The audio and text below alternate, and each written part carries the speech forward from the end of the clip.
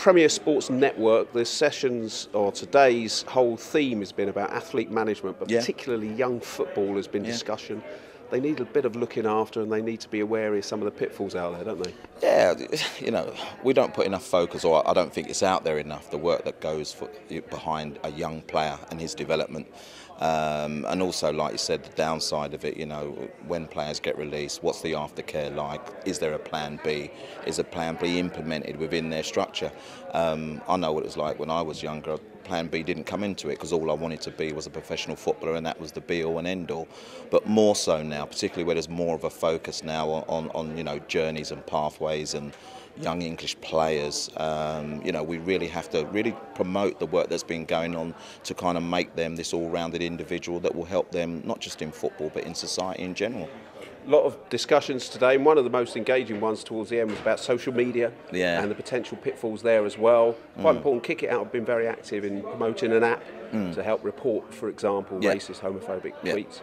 And you've got another one, I understand. Yeah, we're developing a young players app now, just around the work that we're doing in the Premier League, to again give players the confidence if they are discriminated against for any reason, to be able to report.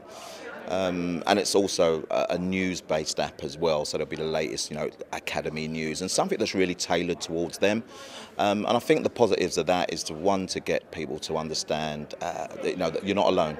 I think sometimes when you receive abuse on social media, you fall into this little trap. One, you either want to respond, or two, it affects you in a way that might not be recognisable, and you may go in the next day and not on your performance, or not the same individual you normally are. So the app is there, or will be there, for them to utilise for their own purposes. Hopefully, we hope that it's not for reporting purposes, but we need to give them every avenue that they can to be able to do that and to be able to communicate effectively. And a lot of club player liaison officers here today as well. How important is it that they all work in tandem with organisations such as yourselves and others that were here today?